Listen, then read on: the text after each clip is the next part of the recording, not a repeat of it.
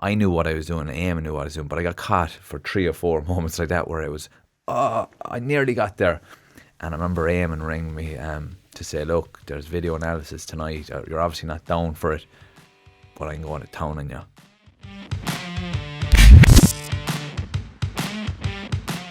Hi there, you're very welcome along to the GAA with me, Darran O'Sullivan. I'm back in studio today, recovered from COVID. I'm delighted to be joined in studio by Finian Hanley. How are things, boy? All good. You're fully recovered? Fully recovered, all over the sniffles. And joining us remotely, Eamon McGee up in Donegal. How's the form, Eamon? Good, Darren, all good here. Good to see you back. Yeah, better than ever.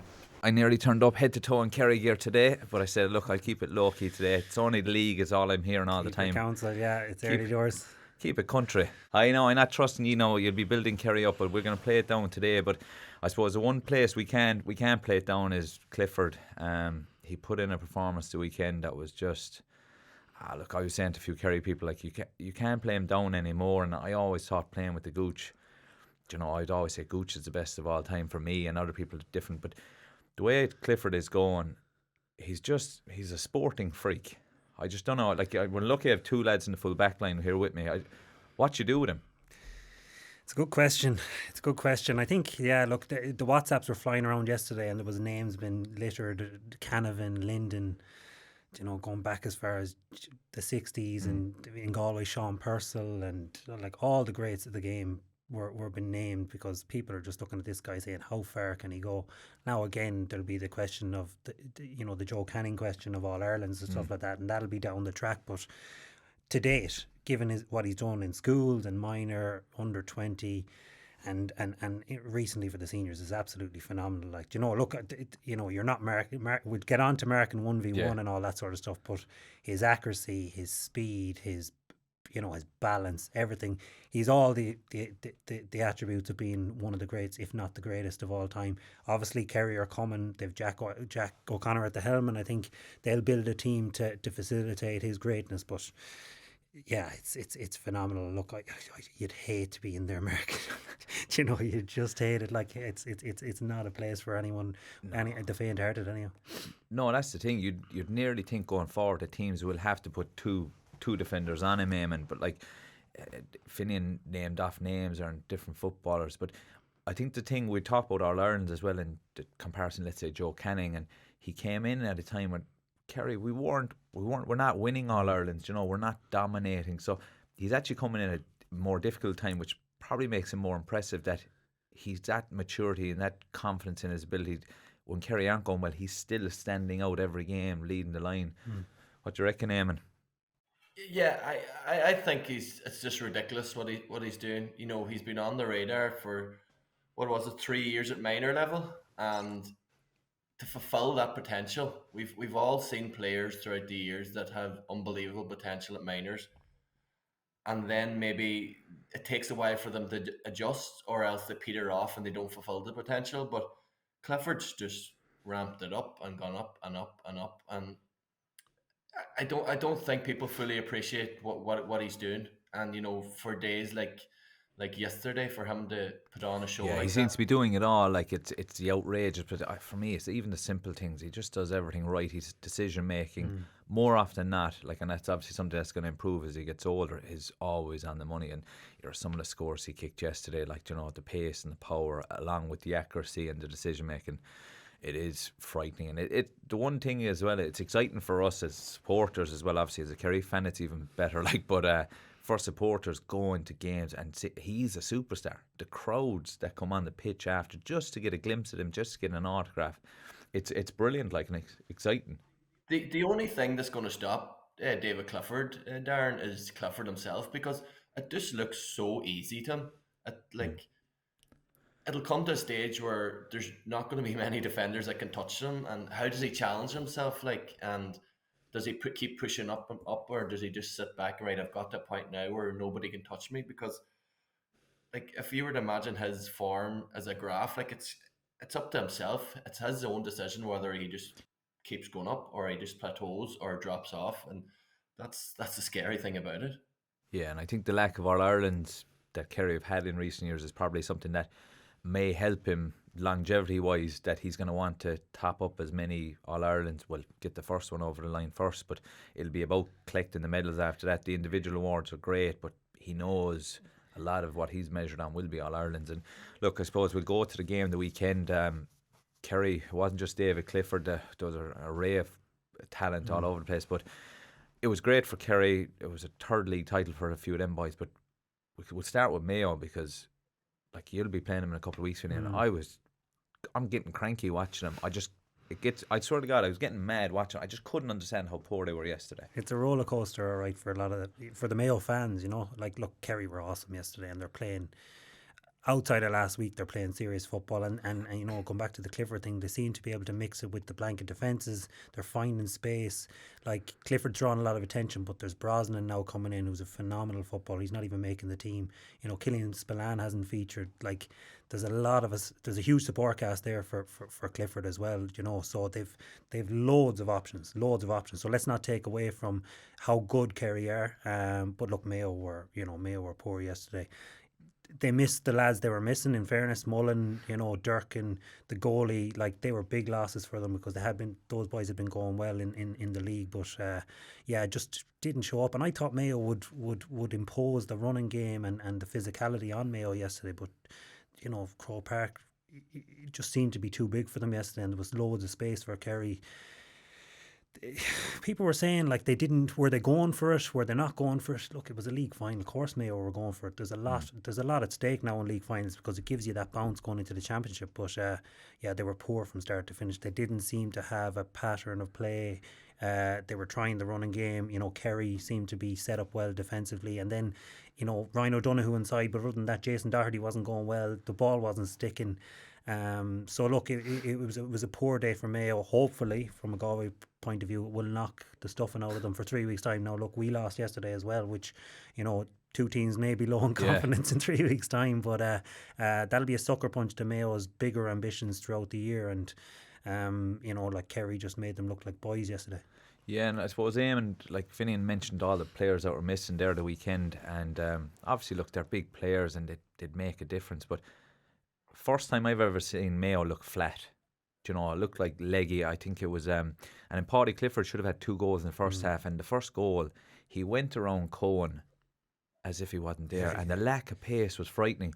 And he went around Keegan for the second chance, and look, Lee's been around a long time, he's been carrying the can for them for a long time, but he looked a bit stuck to the ground yesterday.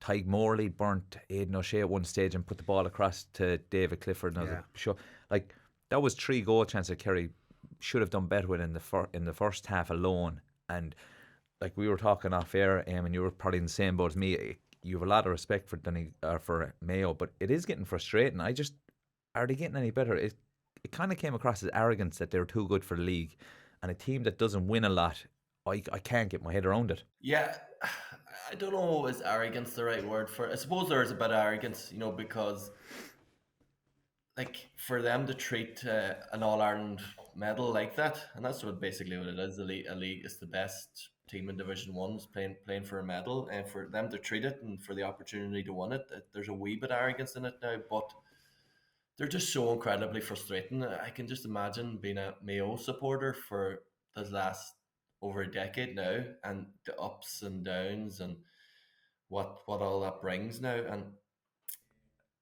I don't know. I don't know if I think Kerry, the way Mayo set up, and Mayo, it's not tactically naive that they're. It's just they're going to go and play the way they're going to play, and for them to set up like that there against Kerry, it's We don't need politeness. Go for it. very, very what's the polite word for it? It's just no, it's just silliness. It's silliness for them to set up, and all right, you stick by your principles and you remain strong to what you're about, but you still have to tweak your play to somewhat. You just can't go out and let's play ball here. I remember Mayo done it, and was it 2006 where they played Kerry in the All-Ireland final and just won out, and we all knew what was coming, and then Donny has a goal and he's causing chaos in the full forward line, and that seems to be like, we're Mayo, we'll play the way and we won't tweak it, and that's frustrating. What would it cost to play someone there, two people there, even in front of Clifford, and just stop them men running through and stop that ball getting to Clifford. And I just don't know. Time's ticking for them. So I think they're going to have to get a start. They're going to have to have a conversation where we park, the confidence or the arrogance or whatever, and start looking at tweaking that system that they have. Yeah, and look, I suppose not trying to be all negative with Mayo at the moment, but I was having a conversation a few days before the game, and I was naming out Ryan O'Donoghue, Killian O'Connor was back fit, Dermot O'Connor hopefully won't be too far away, and I know Conroy's out for a bit longer, but if you had the four of them available, all of a sudden you have four very good forwards. And I think Gooch mentioned it last night that Mayo are lacking that focal point, and you two boys would know all about Aidan O'Shea on top of the square. I think they have a focal point there with four good forwards that they could be very dangerous, but there's no point having these boys in the forwards if you're running everything up to them, because you see the way Kerry set up the last day, they are quite set around the top of the D now. Like, there is potential there for Mayo. It's not all doom and gloom, it's not all dead in the water, but they have to change the way they're playing. Like, it just seems to be rinse and repeat every week. And Finian, you're playing them in a couple of weeks, and they do have potential there, but they're too predictable. Like, they're going to run it, and Galway's defence wasn't up to much now the weekend, but if they secure that D area, you'd imagine Mayo will run out of ideas. Yeah, no, and if you go back to Kevin Walsh's era, I suppose he had great success against Mayo by clogging up that D and making Mayo shoot from areas that they didn't want to shoot. They want to run it into that D and pop it off and get the score. So he had great success. We we'd 3 or 4 wins in a row or whatever it is. But just with Mayo, and Eamon made the point, when Jim McGuinness was over Donegal in 2012, they seemed to be, like it or hate it, they were set up at the back, and that may suit Mayo because they've great runners and they're able to transition. They should be able to transition because the type of player, James Horan picks a certain type of player, fit, strong, fast. I believe it's a lot of numbers based with regards to how high you can jump and all that sort of stuff. But Donegal and Eamon can come in on this, in 2012, they had the perfect balance. They used to set up with 2 wide attackers on the opposition 40, and then McBrearty or Murphy and McFadden inside in a kind of a triangle. Yeah. And once they transitioned into attack, they were kicking the ball, and they had big men to kick the ball into. And even on the wings, Liam McClune would get there, or McBrearty, or these guys would get there, and they could kick to the wings as well, and they could transition really quickly. I think that would suit Mayo if they had Jim O'Connor at 12 and someone else at 10, maybe Jason Doherty, good ball winners, and then 2 really good strong ball winners inside. Jim McGuinness over Mayo in the future would be an interesting one, given that style of play, and I think that would suit Mayo. But look, as you say, it's very predictable, and I think teams will start to look at trying to suck the runners into that D and turning them over quickly in the next. Galway may look at it in 3 weeks' time. Yeah, and obviously, we talked about Clifford earlier, and as much as I don't want to be building Kerry up, it's kind of hard not to build them up after the weekend. And for me, the most pleasing aspect was defensively. I think they've got that structure right. I think Tyke Morley's been a revelation, and even the goal that Gavin White got, obviously he's been out injured for a bit, but he's a powerful specimen. But the goal actually came from a turnover in the D, where a ball went into actually Aidan Shea, but it was Jack Barry who was in with him, and instead of just leaving him win it and standing off him, he threw himself from behind him, got a fist in, it broke out, and then you were able to see counter-attack. And look, the pace of Gavin White, it's hard to think of many that'll stick up with him, but it's been a huge thing for Kerry. Jason Foley, who for the last number of years has been doing okay, not too bad, but the talk has been Kerry need a full back, but they've put in Jason been full back, and having Tyke in front of him, a player who I actually thought might struggle this year because he's had injuries and he's been around a while. They have that structure right at the moment and that balance, and they're protecting the D. And I suppose if you look at the most successful team over the last decade, Dublin, where do they get their scores? Mostly around the D. So, Eamon, I'm looking from a Kerry point of view, it's you forget about the forwards for now. Getting that defensive structure right and bringing in Tally seems to be the big turning point for Kerry. Yeah, and just on that point you made about Jack Barry, people, when you have that structure, it means that you can really go all out for that ball.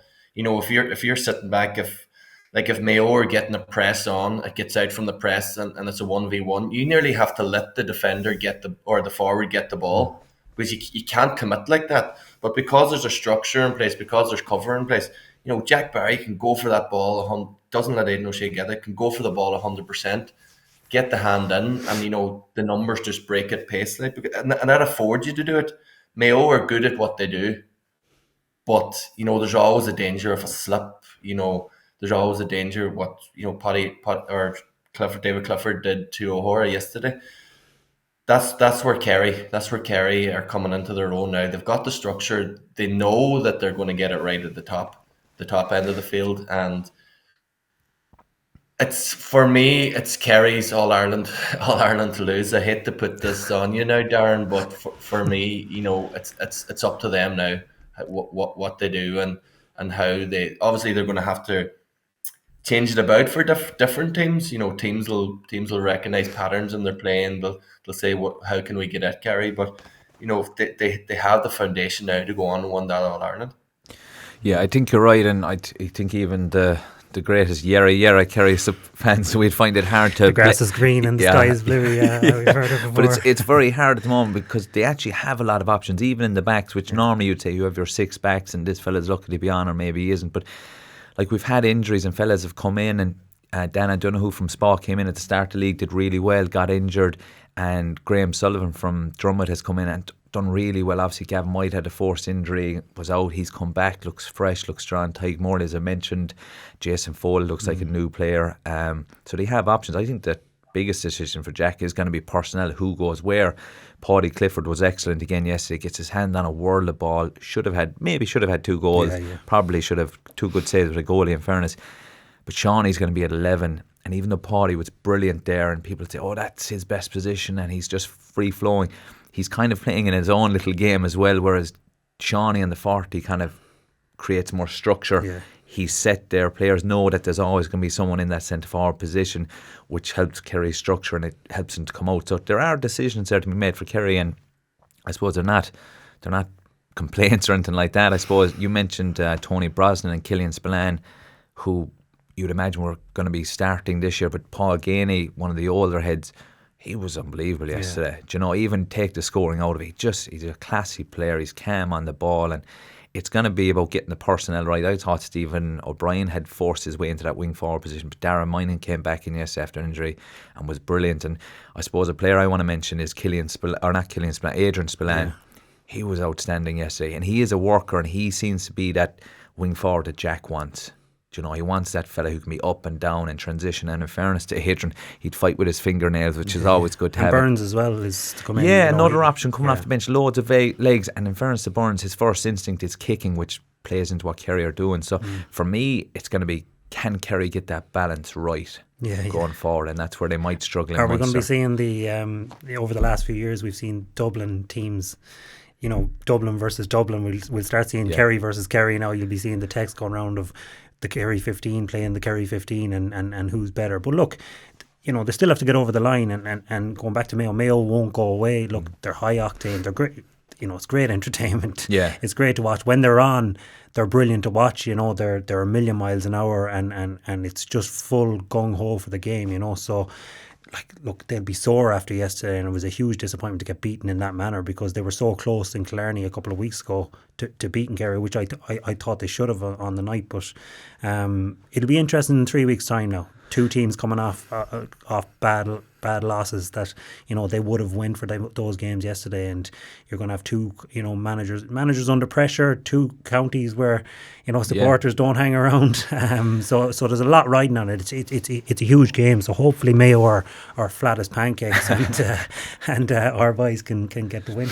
Yeah, that's the thing. That way Mayo play will beat probably 85-90% of the teams in Ireland, but they've just got to tweak it for certain teams, and Kerry unfortunately is one of them teams where they've got to tweak the system. And I was having this debate yesterday in my head, should a team just have their one plan A, and just hone it to perfection, or should they have multiple plans and be able to adapt? And again, Dublin were so good at it. So what's the best route to go down? Do you become so good at your your one game plan like Mayo seem to be doing, or should they be able to be adapting? What's the best approach? I didn't come up with an answer there, but it's definitely a debate to be had. But Dublin, I suppose, look, people talked about Dublin for years and how they play and their full press and their joy to watch.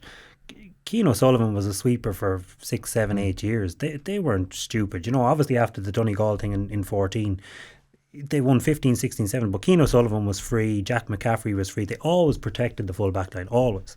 And at times they had 12, 13 players behind the ball. They cut their cloth to suit, So Mayo are similar. The important thing, Finian, is that Dublin learned. After a loss in 2014, Dublin went back to the drawing board. Like, Mayo have not gone back and says, right, we need to tweak this, tweak that, tweak that. They've just become better and better at what they're about. And, that's fair enough if that's the route they want to go down, but it's going to cost them.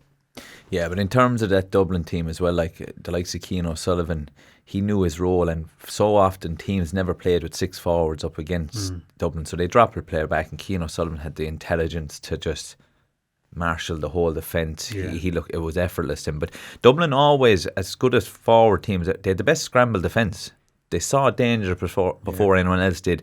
They got around in their 2s and 3s. They protected the D. And if you look at a lot of their scores over that dominant period, it's hard to pick too many outrageous scores. They were all worked into that scoring zone. They were a big percentage team. They weren't they weren't losing ball. They did the basics better than everyone else.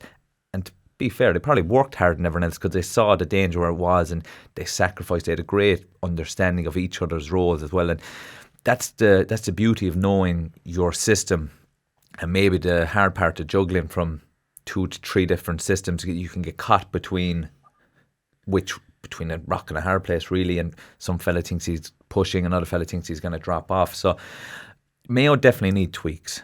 Like, I just think their style of play will get you so far, but when you don't have that outstanding quality up front, which has always been where they've been held back, you need to find something different. Yeah. And there's no point going into a shootout if you don't have the shooters to outshoot the Kevin opposition. McLaughlin's a big loss. He came on yesterday, but Kevin McLaughlin, his pomp, really made Mayo tick.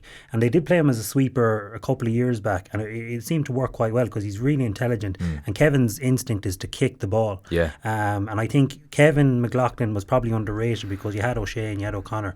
But Kevin McLaughlin, like, obviously he's pushing on a bit and he seems to be a bit player this year, but he made Mayo tick. He could get you from the full back line to the halfway line with a decent kick, and he always looked to kick inside. So, a player like Kevin McLaughlin, I don't know is he going to get to the fitness levels, but they miss him, I think. But that's the thing, it just shows their over-reliance on the same players. Now they've brought in a few lads, but they're still very reliant on your same players digging them out of the hole when things aren't going right. And unfortunately, time catches up on everyone, and Kevin McLaughlin's game, which was a lot of energy, he never seemed to get tired. You can't keep doing that in your 30s. And I suppose the big thing for me is how they're going to react. And we mentioned the Galway Roscommon game, another high scoring game.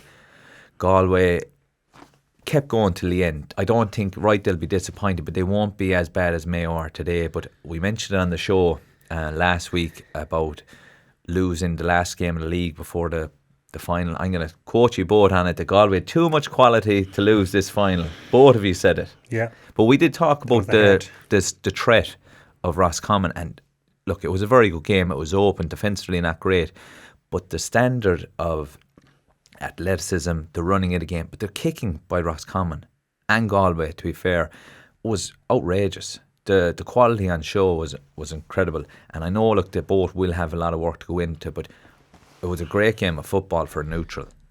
Yeah, it was brilliant to see, in Croke Park, dry day, big score, and there was, I think they scored more than the Cork hurlers the night before. But look, and it's great. And I've been involved in a few of those games for Galway where we've scored a lot and shipped a lot as well. But, Roscommon, I suppose to go to Roscommon first, they've definitely, they've always had good kicking forwards, and they've been trying to play defensive half-forward line. Yesterday, was different. You had Kieran Murta back, who's an out-and-out scorer, brilliant player. very accurate. Carl Heenan, who was man of the match in the Sigerson final, he was involved with us in the freshers a couple of years back with NUIG. Serious footballer. Now, he was playing out the pitch, and he'd been taken off early in most of the league games this year, which I was kind of surprised at, because he wouldn't be a 12, he'd be an inside forward, and this guy can score from anywhere. He'd take one off from the sideline. So I think what Anthony Cunningham's trying to do with him is ease him into the senior, saying, look, you can't be shooting from the corner flag, but this guy is one for the future. So to see him in there was a real statement of intent that Roscommon were going kicking scores yesterday from all angles. Conor Cox, obviously, have Murta, who will start in the summer. He's a phenomenal player. We'll get on to his goal, but they had loads of options. Cian McKeown's a find this year. So Roscommon look good. They look really, really good, and they'll bother any Galway or Mayo in the kind of final. Galway, similar going forward. We always know Galway will push on and kick scores from all angles. You've Conroy, you've Comer, Johnny Heaney can kick scores. You've scores from everywhere. The problem is at the back, and people will always say we've been watery at the back. But yesterday was Roscommon could have kicked more, and PJ will be disappointed shipping. He'd always say, Jesus, you'll win nothing shipping 23 scores against any team, and that's it. So he a lot to ponder over the next while in regards to defence. But that was the thing, like 23 scores, like that's nearly double what you'd be expecting. Like whenever I was playing, it was normally 6.5, 12 be what you're kind of aiming for. Worst case scenario, conceding. And Eamon, like I suppose we're on about Roscommon and the different scoring shots. One thing I noticed was they were very powerful coming out, but once they got to a point, they were running, but the head was up and they were looking for passes. Like for somebody who spent their career in the backline, how I find that's the hardest game plan to come up against, because you don't know, are they going to run it in, or are they going to kick it? They seem to have the ability to play both games, and they alternate it, they vary it throughout the game, to great effect, to be fair. Yeah, and that's the key. That's the key to how you're attacking. If you become too predictable, if you're going to kick it, it gives defenders an advantage. If you're going to continually run it, it gives the defending team an advantage. So you need to get that balance. You have to go at it both ways. And as a defender, you should always be second guessing: are they going to kick? Are they going to run? How do I mark my man? And that's the uncomfortable spot you need to be in. And just Roscommon quality, so much quality on there yesterday, and you're just asking the question, why can't they push on here? What's stopping them pushing on? And what's stopping them staying in Division 1 for a few seasons and kicking on like a Monaghan have? They're never going to be in the same vein as a Kerry or a Dublin, or when I say never, that's me looking on the outside. I'm sure there's Roscommon people that would say otherwise, but what's the impediments to stopping Roscommon getting to where Monaghan are and just continually being in that top tier? You look at what was going on yesterday and the quality of play, and you just think, why aren't they doing this? Why can't they kick on? Yeah, and I suppose it'll come down to they are very reliant on a lot of the stalwarts that have been there, the Smiths, the Murtas. Their level of consistency for them has been huge, and some of the scores they were kicking yesterday. But it's not only the scores; they're stuck in everything. They need someone to drive out the dailies. They seem to be the same names popping up, and it's going to be about what players they can bring through as well to kind of help back them up. Because a lot of them players are coming to the golden years of their career. It's getting harder, but they seem to have it all, and it is, for me, Roscommon are, we mentioned it before, the yo-yo team. They're up, they're down, they're a Division 1.5 team. It's about staying in Division 1 next year. Even if you have to sacrifice the free-flowing stuff at times, go defensive in games just to survive, and then you can kick on. And I always felt that was the problem with Cavan when they were there. We mentioned it a couple of weeks ago. They were very good for 60-odd minutes in a lot of their Division 1 games. They lost out, they got relegated, and they tumbled through the divisions. So a lot of it is your first year in Division 1. You just have to survive, and sometimes you have to sacrifice the style of play you want to play initially just to stay in there.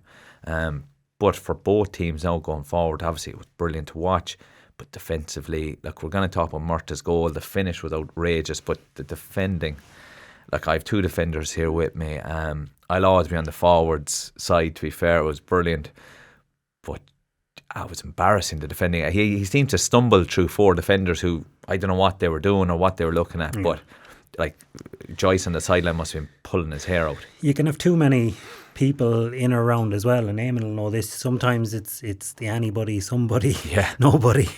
Like you can have, I know Sean Kelly and Conroy was there and kind of saying, well, someone's going to grab him or someone's going to maybe pull him down and give away the free, which is the sensible option or whatever. But you don't think of, anyone with the knack of seeing the future that is in good shape, but you just don't think he's going to cut in and go for it. But, when you've got a player, kind of a maverick, like I think Jeremy Murtagh's a bit of a maverick. He plays on his own terms a bit. He's been kind of in and out and he's good enough. He's as good a forward as in the country on his day. And when I've seen him, he's phenomenal. He shows he's, but he seems to have no issue going for it. And we were just kind of stuck saying, well, Conroy has him or he has him. Whereas, as a collective, that was about it. He had 3 or 4 lads who had him. Exactly. But if that was Kerry, given what they were there, and Galway, when Paddy Tally was over them as well, they'd have sucked him in and absolutely mauled him. But again, it was a case of he's going nowhere until he went somewhere and finished the game. So it was a brilliant individual goal. But again, look, the defending, both teams will be looking at the defending over the next couple of weeks and how to really tighten that up, because as we know from the past, I know certainly from the past, you're going nowhere unless you've got a tight defensive structure. Yeah, and obviously, the main Murtagh's goal, sorry, Darren. Yeah. Murtagh's goal was one of them moments, you can see in the season where it goes up in the video analysis and, people are savage, the individuals are savage, and, you spend a good hour discussing this one clip.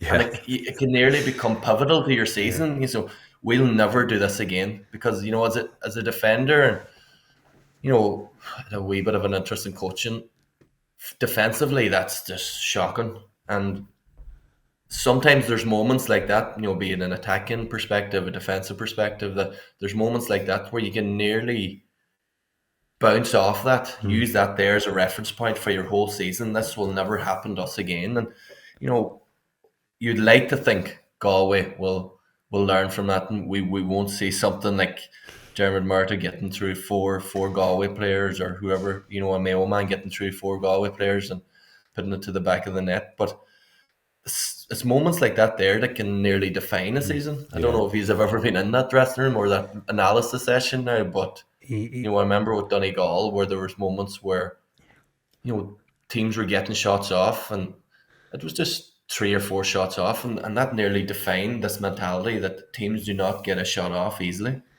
You're right, yeah. I think you'd hate to be in that video tomorrow night. You'd hate to be in that video analysis session because your hands would be over your eyes, going, "Oh Jesus, what we could have done or what we might have done, and we should have maybe pulled them down the sideline and given a free away." As a forward, you're actually often, you track back and you're caught in that position where you're just not really good at defending, or it's not high up in your list of priorities. And I remember I think it was 2013, I was kind of coming back from injuries, and I was in Dublin at the time, and I was playing league games but I wasn't training, and we were down a pile of bodies, and I was cheating through games, really. I was staying up maybe 60 yards, backheeling the ball into the but I wasn't really doing any defending, or I wasn't tracking or nothing, because I didn't have it in the legs, and I knew what I was doing, Eamon knew what I was doing, but I got caught for 3 or 4 moments like that where it was, I nearly got there. And I remember Eamon ringing me to say, look, there's video analysis tonight. You're obviously not down for it, but I'm going to town on you. And I remember he went to town on me in training, and my phone was hopping all night off the Kerry lads going, Jesus Christ, Alma, you're dead the weekend. Eamon absolutely ruined you. And I thought, grand, I knew it was coming, but he made me do it the weekend before an away game with him, just me and him in the room going through it. It was mortifying, and it was only the 2 of us. By the end of it, I was weak laughing because it was so bad. It was, but I never got caught for it again. But sometimes you do need to be highlighted, but it's embarrassing. But as a forward, I was kind of sticking to, but that's not my job. I'm a forward or whatever. But I suppose it's not all doom and gloom from a Galway point of view. They kicked a lot of scores themselves, and they're probably looking at Mayo and how much they shipped and how open they were and how much more they could have shipped. But I suppose I don't want the game to go by without mentioning Conroy, because his kicking was frightening, left and right, anything outside 30, 40. These weren't tap overs, these were massive scores, and Comer obviously was very good inside. But Conroy, there are a lot of good free score midfielders at the moment, but Conroy is definitely top of the pile, and his form for Galway has been unbelievable. Like so, the battle with Rouen in a couple of weeks will be outstanding. But look, the kicking, I don't know, have I seen a midfielder kicking so freely, effortlessly off both feet ever before. Yeah, when Paul is a super I suppose Galwegian first. He loves playing for his county. You know, he's a super asset. He's brilliant footballer. You know, secondly, but Paul arrives to training, and I suppose from knowing him and playing with him, he's never injured. He never rocks up saying, "Oh, I'm tight," or "I'm going to give a miss tonight." He's the first out on the pitch all the time, even in the the kick around sessions that you might recovery session. He's out there doing it, and that kind of shows, because even when he goes out on the pitch, and look, he doesn't always play well, and he's played in some poor teams, and got some roastings over the years as well. But like, he's always battling. It was just great to see yesterday a performance like that. I haven't seen many midfield performances. Like 6 points from play is phenomenal, regardless of what type of game, championship, league or whatever. That was a big game yesterday, as you say, left and right. He was putting in tackles. He's a brilliant Galwegian and a brilliant Galway footballer. So and look, he was out for a year. He broke his leg in 2 places. It took him that to be out, and he was probably still thinking, I might have a shot at going playing. But he's that was a performance and a half. Yes, as you say, left, right, his kick pass, and he's always looking up. He's always looking to kick. So, like, Galway need him on fire in 3 weeks' time to have any chance. Yeah, and I suppose... What age is he, Finian? What age is Paul? Paul he made his debut in 2008, and he was 18, so he's... do the maths. Yeah, do the maths. That's what I remember. He's in his 30s. He's in his 30s, yeah. He's still plowing on. 100%, yeah. Look, he's a credit the way he's come back, and like, he's always trying to lead, always trying to get the young guys to jump on board, and he'd be rallying Shane Walsh, and kind of the modern day footballers, would annoy him at times, but he's trying to get Galway to a level, regardless of playing well himself. He wants to drive them on. He leads by example. You need that bit of an old school mentality always in the dressing room anyway, because the younger generation, that bit of rawness at times, not that he's raw, but you need that bit of that old school mentality just to kind of toughen things up a small bit. But I suppose on the Saturday night as well, you had 2 other good games, and like, for me, going into the Division 3 and 4 finals, the main thing, the 4 teams that were in them, they had achieved their objective. They're going to be playing a higher standard of football next year, and that was the key. But obviously when you get to Croke Park and it's a final, there's silverware.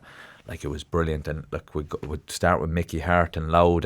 I genuinely thought Meath were the better, or Limerick were the better team for the majority of that, and Louth took their chances, and with Mulroy up front there, Eamon, they have a fella who's capable of playing at a much higher level.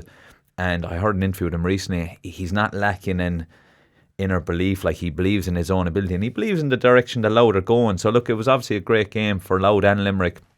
Limerick will probably regret a couple of decisions they made themselves and got caught with a counter-attack goal, but it was brilliant for Louth, and both of these teams now will be coming up against some very strong opposition next year in Division 2. Yeah, and that's the key word you've said there now, is belief. And I think some counties, that's all they need, is the belief, and that's all certain players need, is a bit of belief in them and to install that confidence. And Mickey Hart seems to have been doing it in Louth, and Limerick on the back of good form or have the confidence and belief. And you can't overestimate what confidence and belief does to players and to a team and to a county. And you just hope both of them now just ride the wave, enjoy it, and lay the foundations for the future. Yeah, exactly. And I suppose the Division 4 final, not a good game of football. Actually, 2 teams that for me are playing in a level below themselves, Cavan and Tipperary. Again, I actually thought Tipperary slightly edged it for the majority of the game, but Cavan came out on top. But I suppose there was 2 standout performances. Mark Russell, midfield, kicked 4 points, and there's one of the points getting an awful lot of airtime. It's from the sideline. Now, he kicked one before it where he actually had time to measure, but this one I can't give it to him. I don't know, did you see it? He's on the run on the sideline. There's a good few tip bodies in there. For me, he looks like he's putting it in top of the square and it tails off. And it's one of them ones where you lift the hand and you go back to the field as if you meant it. But he'd be Paddy Russell, the former referee's son. He was heavily strapped in the knee as well. So he put in a fierce shift. By all accounts, he had to ask to be taken off. He was out in his feet. But it was a good game of football. And like that, both teams are going to be going up a division. Yeah, I still think they'll be playing a level below where they should be. 2 good teams on their day, but like that, it was another good game of football.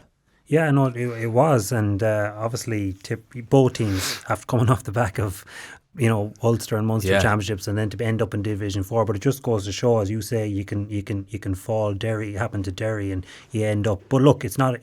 You bottom out, and the only way is up. And you can start moving through the gears. You'd expect both teams to really compete in Division 3 next year. But Paddy Lynch fined for Cavan. Looked elusive. Looked really keen to get scores and go for it. Look, Cavan are good traditional football inside. They were in Division 1. Obviously they are where they are, but Gareth McKiernan is still knocking around. He was their top scorer in the league.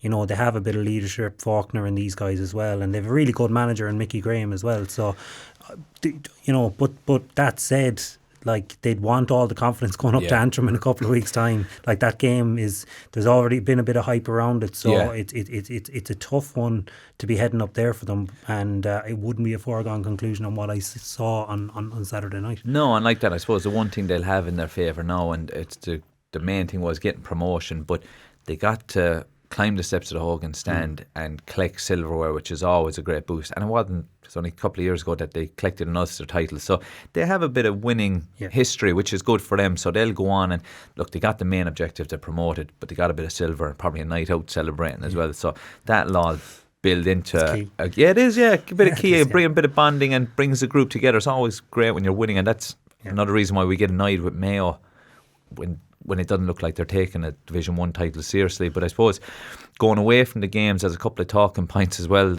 Kerry are stuck in this one as well, Eamon, with we were ranting and raving a few weeks ago, Corrigan, Park or nowhere, and now it seems to be Páirc Uí Rinn or nowhere for the Cork footballers, but it's just a bit of a turkey shoot, so it's well in keeping with Cork football at the moment.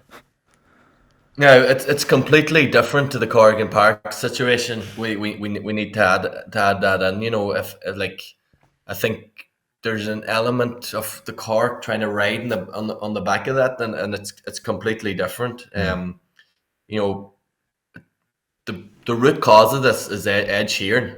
Ed Sheeran concert prioritized over a Cork Championship match. So that's that we have to go back to and remember at all times. And the discussion was mentioned on the Sunday game, and I think it made a good point in terms of we shouldn't be punishing players and the team for previous board members' decisions and decisions that were made in the past that were made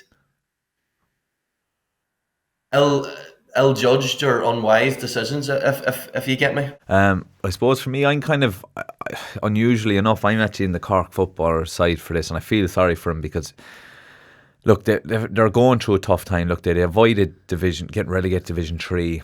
They're coming up against a team, Kerry, that are a lot stronger than them at the moment, and they need to avoid a hammering. And now they're being put in the middle of this. That Páirc Uí Rinn is their stadium. Páirc Uí Rinn, I remember when it came out first, I tweeted that it's not fit for purpose, which it isn't. Now, it probably is fit for a Kerry Cork game now, because there's not going to be that many wanting to go. Definitely not from Cork anyway. But it's an awkward one. I just think the county board have let themselves down because, look, they put this concert on in a GAA ground in the middle of a season. Whether they knew the split season was coming or not is irrelevant. I just think it's madness. I know they have to make money and whatever, but the money that goes into these stadiums and the pitches and the work that goes into getting right, and then you're putting a concert on it, it's going to mess the pitch up, and then you're more money then fixing whatever. So during the season, I just think it's wrong that you're putting concerts on right there. They need the money or whatever, but they knew this was coming. They also know Páirc Uí Rinn isn't fit for purpose in terms of Kerry versus Cork. It's always Páirc Uí Rinn or Fisher Stadium. Otherwise, Cork wouldn't have been coming down to down to the stadium while Páirc Uí Rinn was up. So they should have said, right, either we'll come down to you and we'll 2 years in a row in Cork, or we'll give up home advantage this year, but we're not coming down. We'll go neutral. So at least we're not going down to Kerry. So they had an option. This should have months ago, weeks ago, whatever. But they've left it go on. Now the footballers are stuck in this position where there's a bit of a circus around it. And I can understand them not wanting to come down to Killarney, where Kerry haven't lost a championship game in 20 odd, nearly 30 years, I'd say. And they're playing a weak Cork team that are just trying to probably not get hammered at the moment. So I feel for them now at the moment, and I was only thinking, would Kerry come out and say, look, if we put it back a week to the 14th, can you have Páirc Uí Rinn ready then? Because I don't think Kerry care where they play him. Yeah. But it comes down to money. Well, that's it, and we're on here talking about last week the GPA paying expenses to players to go train, and now we're talking about the county boards have a concert on in the middle of the season. It's a GAA ground in the GAA season. The GAA games should be there. Simple as that. Yeah. Or where are we going with this whole thing, or what's going to happen? So, like Páirc Uí Rinn, put it in Páirc Uí Rinn, and it might give Cork some sort of chance. They're not going to win, but it might, it's a sandy pitch. It doesn't play as fast as most pitches, Like, and the funny thing is, it's very sand based. And the pitch is about the best thing about it. Yeah.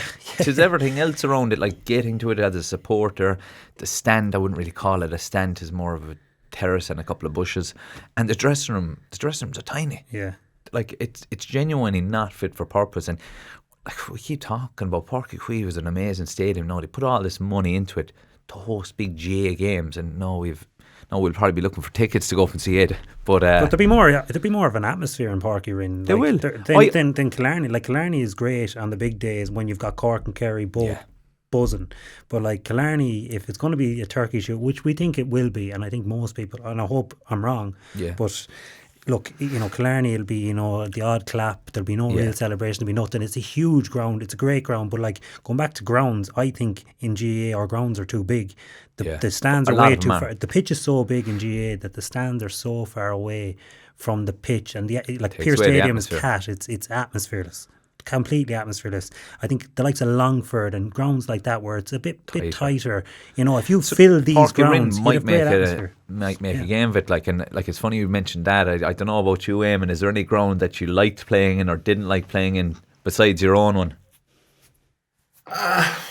There was no wild. It's like obviously Croke Park's day and a big day was always magical now, but there was no wild. But I actually hated. And Finian, I don't know, you might not hear. I hated going to Pearse Stadium in Galway because I just thought it was one of the coldest places on earth. It's brilliant. It seeped into your bones. You were just freezing by the time you got. You were still freezing by the time you got up to Donegal. It was so cold. I hated going there. That's funny, because Pearse Stadium I didn't like going there because I used to hate trying to get out of it after. And McHale Park. My God, that's the sod in McHale Park is like clay. So didn't matter how fast you were, everybody's slow in McHale Park. I hate it, but I actually liked playing up in Tyrone, Healy Park. The fans are close there, and Derry as well. Yeah. Like those stands are kind of Stamford Bridge, where you're looking down on the pitch. Like Pearse Stadium, there's no atmosphere. There's a wind. Yeah. It's game of two halves all the time.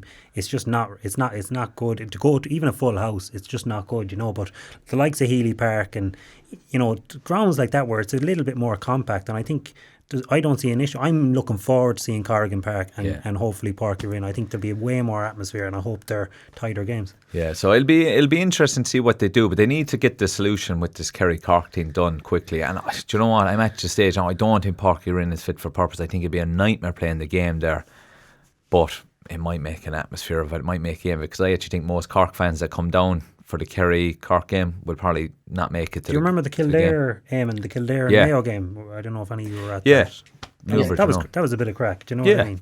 Do you know what it makes for it? But I suppose it's all about money. Yeah, that's the be all and end all. It always comes down to money, and look, unfortunately, that's what makes the world. You're going to Ed Sheeran as well. Of course I am. It's very good. I'm his biggest fan. But I suppose going back to the Division 1 game, I'm going to go back to Clifford and O'Hora, and I'm delighted I have two good sledgers. I mean, two full backline players with me, but there was a bit of sledging going on. I actually didn't mind it, and poor old O'Hora was getting a rough doing on social media last night, and I was there.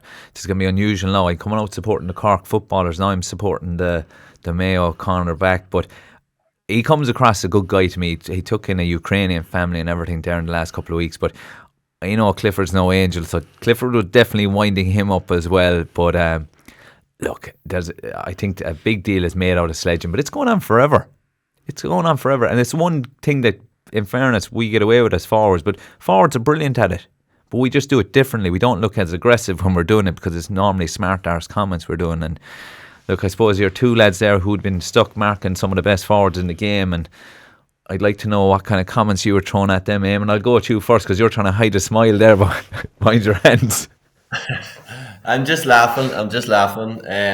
No, what I would say, I think you hit the nail on the head there. This doesn't define O'Hora in terms of if he was, even if it was, totally unprovoked. It doesn't define him. Like, he's a good guy. People should remember that. People, and so I seen it yesterday on social media. Making this judgment call him as an overall character, as an overall person, because he, talks a bit of nonsense during 70 minutes of football. Like, and that's the one thing. I was an awful, I don't know, can you say it, dickhead for the 60, 70 minutes. And then I'd like to think I was a good enough skin. But for that 60, 70 minutes, I'm not someone that, I'm overly, I don't know what the word, I was just being a dick most of the time, to be honest with you.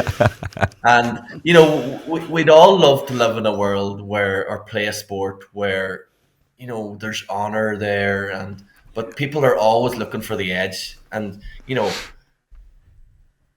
it's a situation where you're going to come up against players that are better from you. If I'm marking Darran O'Sullivan, if I'm marking, the good shirt, and I need to get an edge somewhere. So obviously, if I can get inside their heads, now there are some players you didn't bother talking to at all, but for a lot of players, I would have had a wee chirp in their ear about the confidence and about, geez, you're not going too well today, and who's that warming up on the sideline? Is that for you? And Sorry, Eamon, did I hear? Were you marking O'Gara one day and Mannion started warming up, and you turned to him and said, "Owen, Mannion's warming up. He'll be coming on for you there fairly rapid." Yeah, well, that was it. Like that was due to the case, because you remember that time with the Dublins, there was savage competition for places. So I always thought, like, them Dublin forwards, they couldn't afford to do many mistakes, or else there'd be a boy. So I says, right, I'm going to play in this O'Gara because I want a ball or two. And I says, Jesus, Owen, that's Mannion warming up there now. And I knew then when he looked across, he was worried because, geez, is he? I knew then that there was a natural worry. I kind of got at him now. But one thing I would say in the sledging is there's a line. If you're ever, take it personal, there's grand me going at Darran O'Sullivan or Finian Hanley and saying, geez, you're not too good today. But if I take anything personal into that there, that's crossing the line. And, that's the kind of sledging we don't need. And, I personally, I enjoy the bit of flipping banter that goes on in games, and the bit of crack that was going on, the Tyrone, the Armagh games, and I love that. And people shouting, "Oh, we want to, don't be at it," and you're a total arsehole if you do say something. Then I think you're right there with the wording of it as well. It's just banter. I think when you take the personal out of it, if you get personal, then it's a different conversation. But when it is banter and it's like, oh, you're going to be whipped there now in a second, or as a forward you'll be telling the back how he's a great view of your arse or some fucking thing, or he's pulling and dragging out of you. But you used the word arsehole, and former Offaly hurler Brian Carroll actually tweeted last night, it's no art and there are no best. All sledgers are arseholes. So fair play to you lads, you're two arseholes.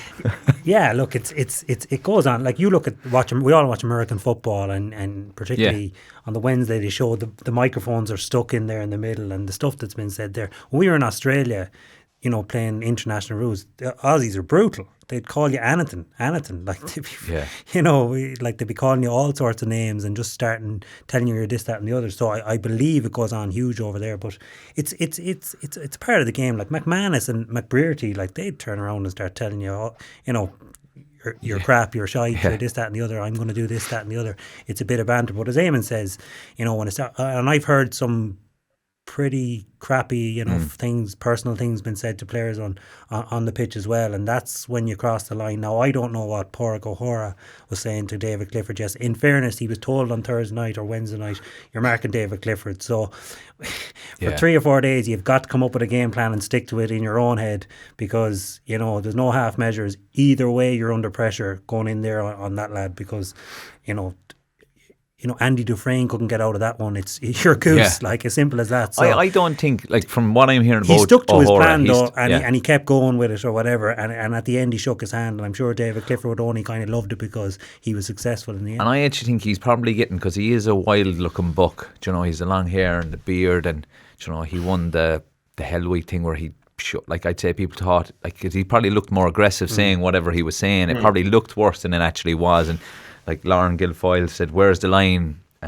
Where does it end and stuff like that? And it ends when somebody makes it personal like that. I'm lucky enough, I've never really had anything personal said to me, but I have heard it on the pitch, even at club level, and I lost it a few times. And once said to me, but I just lose it because I just don't like it.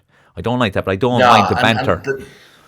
The line is that when you take, like, everybody has a different line, but as soon as you go into the personal and, people talking about family and, like there's been personal stuff said to me in terms of, just taking family and that. And as you say, it's hard to keep the head, and you get kind of sickened with that there now. But I personally, if you're going to take personal stuff into it, is my own take now in it. It's nothing. I think you're going to get a box in the nose, and you deserve it if you take it to that level. The Zidane issue in 2006 was supposedly that was to do with his family or whatever, and he took. In fairness, you're right. That's the only answer to something like that is a headbutt into the chest or whatever it is, and it was but that's what it was. That was in the highest. There's a straw that breaks the camel's biggest back, game in world soccer or whatever. Like, and I suppose just we're on about it, but for someone like Clifford, would you bother, or what would you say to? You have enough going through. You have enough going. You have enough trouble. I had enough problems going into a full back line on any day. Don't mind going in on someone like that. You're going in on Michael Murphy, and Eamon would tell you the same. You're going in on McManus and these guys. Like you would have Mark Donaghy, and you were good buddies as well. Did you ever? Like, I can imagine yourself and Donaghy hopping. Donaghy wouldn't say much, but he Mike Meehan as well. Like, they'd be dirty enough. Like you'd know they'd be physical. You might get a box into where you wouldn't want a box or something like that. You know what I mean? And he'd just keep going. Donaghy, he'd out talk you to his own teammates. Andy Moore and the same. They'd annoy you with talk and organise and all that. Just going, this lad won't shut up. He mightn't say anything to you, but the likes of Mike Meehan, if you were getting too tight or you were saying anything, you get a box into the chest. That's it, and then he'd move away from you, and that was it. So some players were like that, but Donaghy would just kind of, he'd be rallying the troops. He wouldn't be talking to you, in fairness. Yeah, so we'll do. I found you could get into a wrestling match with him, no bother. Like, and many's a wrestling match we got into, but there was just no point sledging him because he was just focused, and it was just water off a duck's back. And there's certain characters that are like that.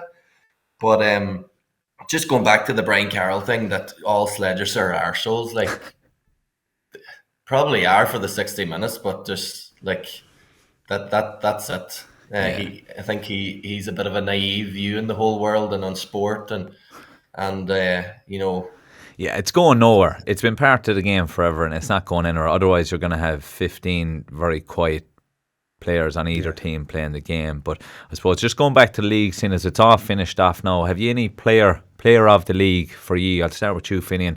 Player of the league, and I suppose team of the league, all 4 divisions. Yeah, I suppose we spent the whole show talking about David Clifford. It's hard not to like, and in fairness to Kerry, is great. It goes back to the point we were making last week about going for the league and playing your best team. And Clifford played a lot of the league, which is great, and it drew us into, if Clifford wasn't playing, I mightn't watch the Kerry game today, but he was playing most days, and he was just absolutely phenomenal across the board. He was just brilliant. I think Conroy's performance yesterday and Conroy throughout the league was good for Galway, but I suppose looking at Division 1, McBrearty was very, very good, really coming into his own as well. But I think, look, you can't look past David Clifford. It's great to be talking about the best player in the league putting in those performances, because it really shows that they put emphasis on it now, and that meant a lot to them yesterday. So he was the player of the league for me. What about you, Eamon? Player of the league and team of the league? Probably, like, the easy one is to go for Clifford, I think. Easy option. Sorry, but I think, I'm going to go with Rian O'Neill. And it's based on, much like Clifford, he's been earmarked from a long way out to be someone for the future. And initially I thought there might have been a few years trying to get up to the pace of things, but he's just slipped in there, and he's took to the level, and he's grown, and he's such an important player for a man to do that at his age. It's a big achievement now. So I'm going to go with Rian O'Neill. In terms of team of the league, I don't know. I don't know. Probably Kerry, in terms of, I would have had my doubts about Kerry and the way the whole thing started off with Jack O'Connor, in Kildare, and probably announcing himself that he had interest in Kildare while in the Kildare job, and announcing that he had interest in the Kerry job. I didn't think he started off in the best, but he's just took off like a train, and he's going all out for leagues, and he's going all out for the championship. So in terms of the way he's turned it about and the way he has Kerry defending, I'll probably go with the Kerry one. That's me taking the easy option there. Yeah. I'm kind of torn on the player of the league. I think Mulroy for Louth has been very good, and like I said, I heard an interview with him recently, and he seems to have fierce belief in his own ability and the direction Louth are going. But Tadhg Morley, I just think he's the reason Kerry are where they are at the moment. I think his positioning, maybe not going to get the headlines obviously, but I think just him being there has improved the other defenders around him, the likes of Jason Foley and stuff like that. And team of the league for me is Roscommon. They were down a lot of bodies earlier in the league. They unearthed a couple of very good players who have bought into what they're doing and helped them build on, and they've just finished the league really strong. And we mentioned them before, they're going under the radar. Obviously all the talk's going to be on Galway, Mayo now in the next couple of weeks, and Roscommon could be the team coming and knocking both of them out of it. And I suppose in terms of performance of the weekend, performance of the league, I think it'd have to be Kerry over the weekend, but I'm not sure. What are you thinking on that one, Finian? No, look, it was a phenomenal performance to put in the league final against a Mayo, a strong Mayo team. So, you have to look at that. Roscommon's performance as well was serious. They're undefeated. They beat Galway twice in 2 weeks. So, they'd be up there definitely with my team in the league. I think obviously Louth as well. I mentioned for Louth, Mickey Hart is doing incredible work up there. Like it's unreal, like for Louth, they're in the kind of scramble to be the best of the rest in Leinster, and I think they've got the tools to do it. It was great to see Kieran Byrne. Great second half, flying it at the weekend. He was in Australia. He was on the international rules panel when he was 18. Went to Australia, got badly injured, but I was delighted to see him flying it at the weekend as well, because he's a class player and someone that will complement Mulroy up front. So I mentioned to Louth, I think they were under the cosh for a while, but to get over the line and to finish Division 3 with the win and be looking forward to Division 2 and the Leinster Championship, I think they're definitely going in the right direction. So that was a big performance on Saturday. Well, that's all we have time for in today's show. Before we go, I just want to pass on the sympathies from myself and everyone here at the GAA, to the family, friends, teammates and everyone at Kerry GAA for Red Oak Murphy, a super talented young man. So we want to send on our condolences. Big thanks to my two guests today, Finian, Hanley and Eamon McGee, for joining me, and we'll see you all next week for the show.